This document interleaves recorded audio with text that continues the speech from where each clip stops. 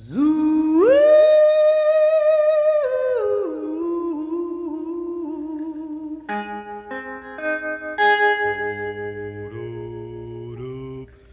to the Chiwatel Cordero Show. I'm your host, CC, and today I'm going to be reflecting on an interview that I did with the infamous Griselda Blanco. I remember conducting an interview with her right here in the studio on October 19th, 1991.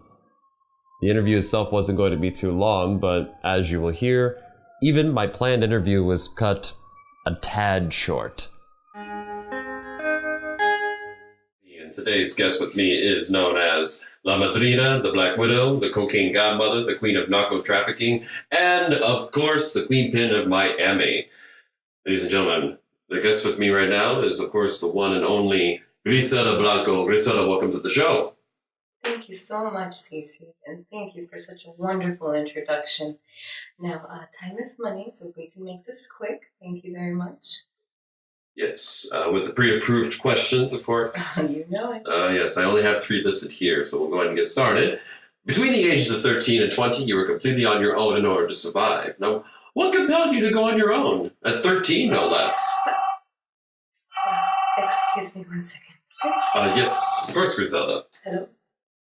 ¿Qué? Okay. Voy para allá. I'm so sorry, Cece. Thank you for this wonderful interview. I have to go. Well, ladies and gentlemen, that was, of course, my guest, Griselda Blanco, where, well, she was here for a bit, and now she had to leave. So, unfortunately, I have to close this out. Of course, this is your host, Chiwatel Cordero, signing off, and my apologies to everybody. Yes, this interview caused a great deal of controversy and embarrassment. I took full responsibility for the non-interview at the time, and to this day, I still take full responsibility for the non-interview.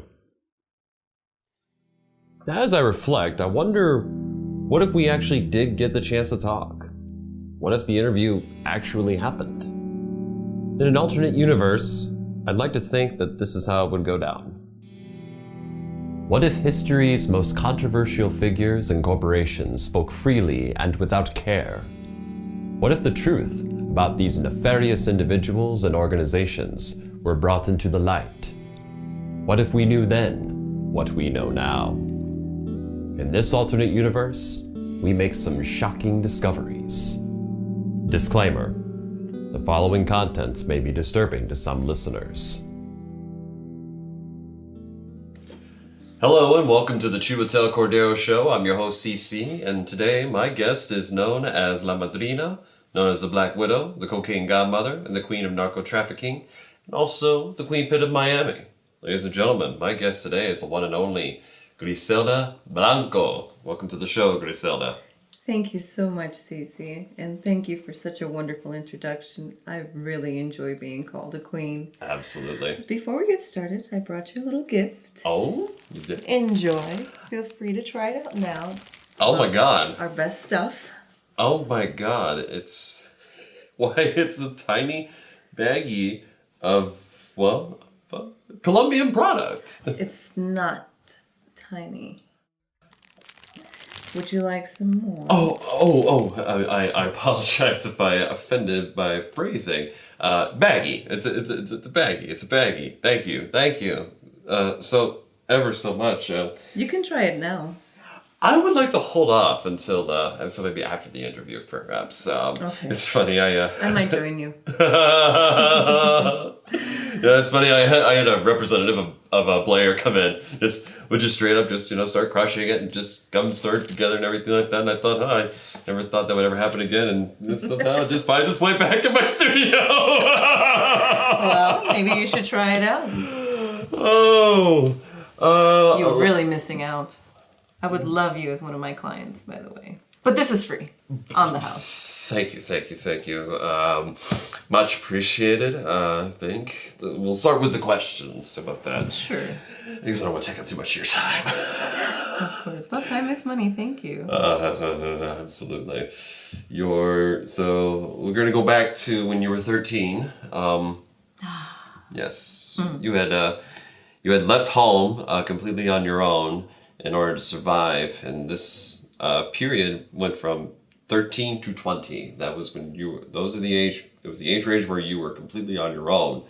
What compelled you to go out on your own? What was the family life like? Well, me being the attractive young lady that I was, my mother's boyfriend kept trying to rape me. Jesus. I wasn't respected. I was always talked down to and called names and Yes. treated like a slave. So, and I didn't want to kill my own family. So I decided I had to go. I do have some morals. Yes. So, and that's what made me leave. You know, that's actually understandable. And at the age of 20, was this when you began, your business? My, which one? The business where the baggie came from, of course. It's that one. Yes, it was around that time. All right. Because what I was doing to make ends meet, like looting and kidnappings and stealing and all that, it's very tiresome. And I'm a lady. I shouldn't do that. And I decided that I needed something where I can just sit and have money come to me instead of me chasing it. And Absolutely. What a business! What better business than this one? Although you're the boss, you are the one in charge, and so you're the mastermind of work. Were there ever any instances though where you had to go out there yourself and perhaps set an example? Only with personal issues. Right. Nothing that dealt with other business. When I was being charged for money that I had requested, or whenever I needed something. With me being a woman, I think it's automatically a gift when you give me something, whether it's borrowed or not. Just because I say borrowed doesn't mean you should expect it back. Yeah. You said, like, can I borrow some money? It's like you don't really expect it back because that money's got to be used. Right, and like If I like said, borrowing a car or something. I'm a lady, so Yeah, exactly, why yeah. are you even expecting it back? You say like, can I borrow your car? Like the car will come back, but borrow money, you don't expect money back. Now, if you wanted shouldn't expect the car back either. Well, okay, probably not. But- Well, in your line of work, probably not. No, they gotta scrap it. They gotta trash it. Right, yeah, and I've had a few. After whatever. And then also, when some of my significant others try to take from me, Oh my God. that didn't sit well with me. I don't think they're sitting anymore now, are they? Oh no, they're laying. They're late. Some in multiple places. Oh my God. Oh shit. Pardon my language. Cece, you're very attractive. Well, thank you. Pull it out. Griselda. Well, thank you very much for the compliments. I see you have a gold and emerald laced Mac 10 machine gun pointed directly in between my eyeballs. That's how I turn people on. Oh, really? Yes, whenever I've asked them to have sex or anything like that, this just seems to work. I think they like the pretty colors. Oh my God. It's it's a nice little aphrodisiac, I guess. Yeah. I think it turns people on. You want me to pull? Oh my God! You want me to pull it out now? Yes. Well, okay. Before we go that route, can I ask you some questions about the gun that's pointed directly at my head now? I'm guessing it's loaded, right? Of course. Why else would I have it? It's a beautiful. My arm is pistol. getting tired. It's a beautiful machine pistol. It's very, very beautiful. I've never seen a machine pistol that's laced with gold and emeralds. And I've never seen anything like that before. I'm guessing that is a one of a kind. Like, what other treasures do you have? Well, yes, I do like to talk about my things. Please talk about your things. As far as tangible items. This is definitely one of them, as you can see. Oh, yes. Beautiful gold and emerald, and it has great accuracy. But maybe that's just me. I also have Evita's pearls, the first ladies of Argentina. Eva Perón? Yes. Oh my god. Yes. I also have a tea set from the Queen of England. She had used it once, so I keep that in a nice glass case. So, I do have that. I also really, really love my human parts collection.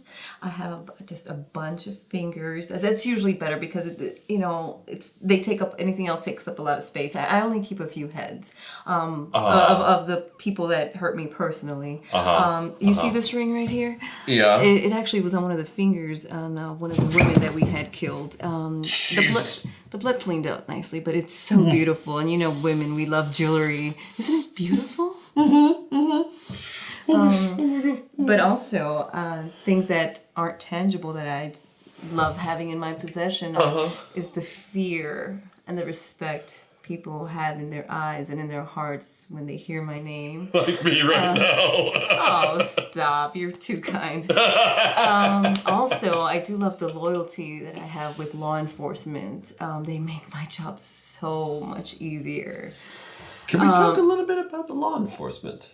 What do you want to know? Well, since your enterprise grew exponentially in the 1970s, which eventually drew the attention of the law enforcement.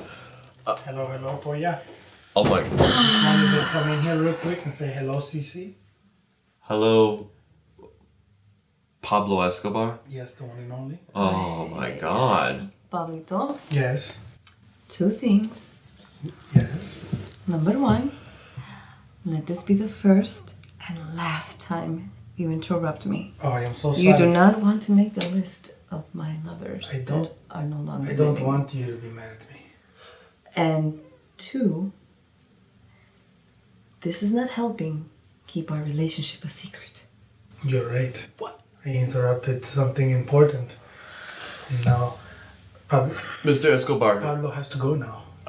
Mr. Escobar, don't go too far. I do want to have an interview with you. Sounds like a plan, but let me step out. Absolutely. See you later, Poya. Absolutely, Mr. Escobar. My goodness. You're- I'm so sorry for that. You're dating Mr. Escobar? We have a business partnership. Sure, yes. I'm guessing that's one of the intangibles as well. Business partners, police. Have I forgotten anyone? Is there any others? Government officials. and Government things like officials. Oh yeah, government officials, absolutely. But getting into government officials and like law enforcement, in particular law enforcement, as your enterprise grew in the 70s, that of course drew the attention of law enforcement. What measures did you take to keep law enforcement at bay? Oh, the usual. Offer money to some. Others enjoy the drugs as well. And others wanted to be a little ethical. So I had to threaten the livelihood of their families. And, Oh, yes. make sure they didn't want to be widows or father or childrenless, I should say. Well, when you become married, you have children, you got things to lose. Yes. So I made offers. Yes, absolutely. Well, speaking of children, yes. Speaking of children, do you have any children of your own? I do. I have 4 boys. 4 boys. How are the 4 boys?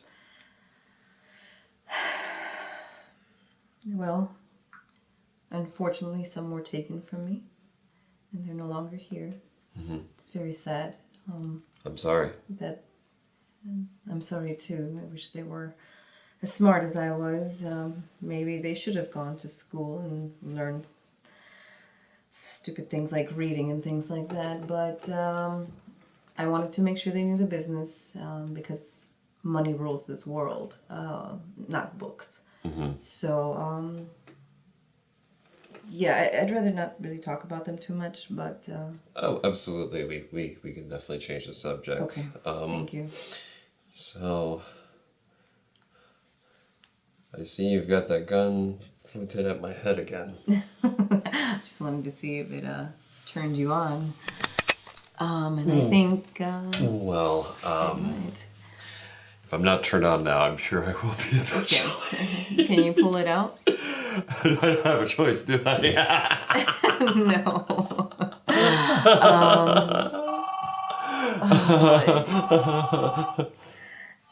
Cece, excuse me, please. Sure. Bueno.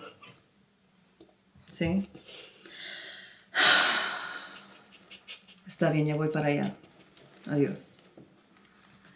Cece, darling, I have to go. Okay. I will make sure you get another package of our fine stuff. Okay. And then I want to see your package at another time. I will call for you. Goodbye. Thank you. Thank you. Thank you, Griselda Blanco. Oh my God. Well, ladies and gentlemen, that does it for today's episode. That was Griselda Blanco. As always, I'm your boy Cece. Thanks for listening. And we'll be back with Pablo Escobar. Now, somebody come and help me. I need a new chair. I think I soiled this one.